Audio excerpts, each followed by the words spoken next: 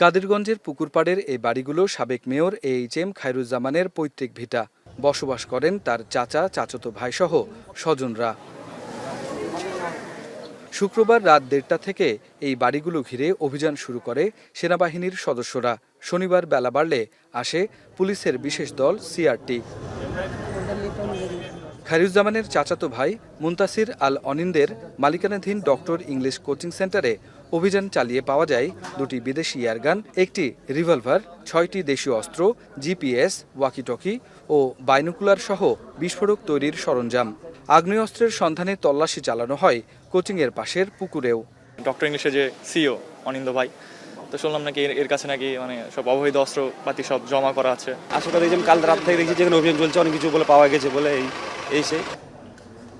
এ ঘটনায় কোচিং সেন্টারের মালিক মুনতাসির আল অনিন্দকে 2 সহযোগী সহ আটক করা হয়। পরে উদ্ধার হওয়া বিস্ফোরক নিষ্ক্রিয় করা হয়। যেহেতু ওনাদের দখলে পাওয়া গেছে, তো নিশ্চয়ই কোনো একটা উদ্দেশ্য তো থাকতে পারে। এখন সেই উদ্দেশ্যটা কি, এখন যেহেতু মাত্র অভিযানটা শেষ হয়েছে, আমরা রিমান্ডে এনে বা অথবা আমাদের থানায় যখন আসছে আমরা জিজ্ঞাসাবাদ করে এই বিষয়গুলো আমরা আরো ক্লিয়ার করতে পারবো। 16 ঘন্টার বেশি সময় ধরে চলা এই অভিযানে আশপাশের মেস ও বাড়িতেও জিজ্ঞাসাবাদ করে যৌথ বাহিনীর সদস্যরা। কোচিং ঘিরে অনিন্দ এমন নানা অপকর্মে যুক্ত ছিলেন বলে অভিযোগ করেন অনেকে।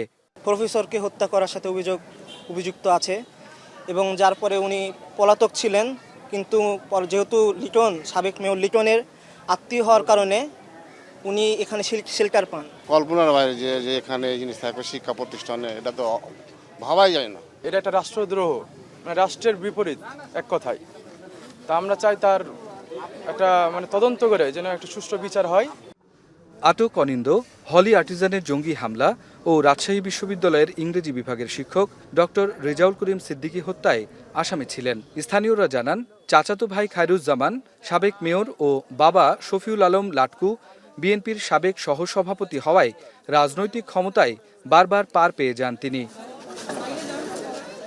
রাকিবুল হাসান, এখন, রাজশাহী।